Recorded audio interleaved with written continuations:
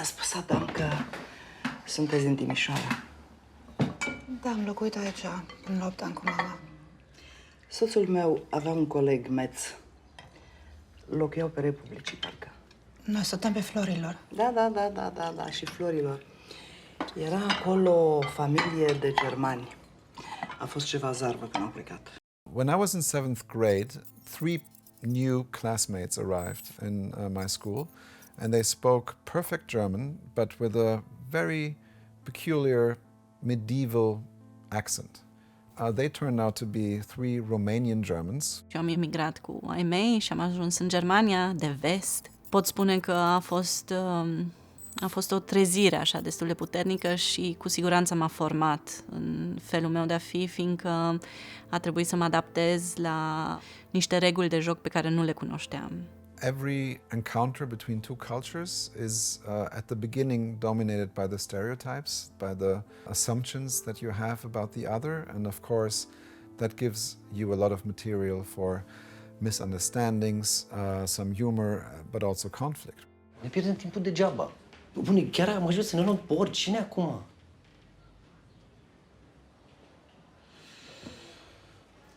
Mai Adam, nu după oricine, că avem și noi niște angajamente luate, gen UE, gen parteneriate, înțelegi? Sunt colegii noștri. Poate ar prinde bine un training în Germania. Acolo nu se întârzie la muncă. Timișoara, noastră sunteți născută în Timișoara, da? Vă rog eu frumos, luați-o mai moale ca la noi în Germania.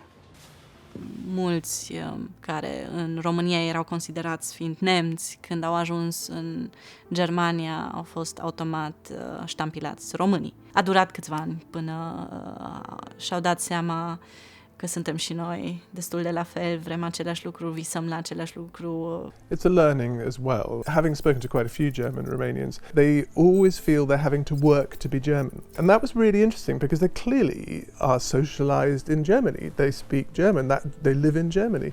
That's their world, that's where they grew up. But when they come back to Romania, they always think, oh my God, this is what's been missing from my life in some strange way. Right.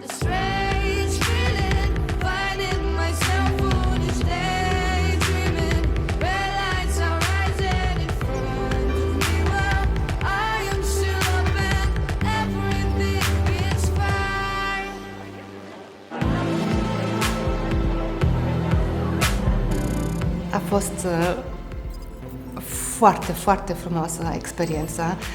Deci mi-am dorit de foarte mult timp, în primul rând, să filmez în România cu o echipă română, să vorbesc limba, să fac așa mulți prieteni. A fost o călătorie foarte personală și foarte frumoasă pentru mine. HBO Go. Ai o lună gratuit.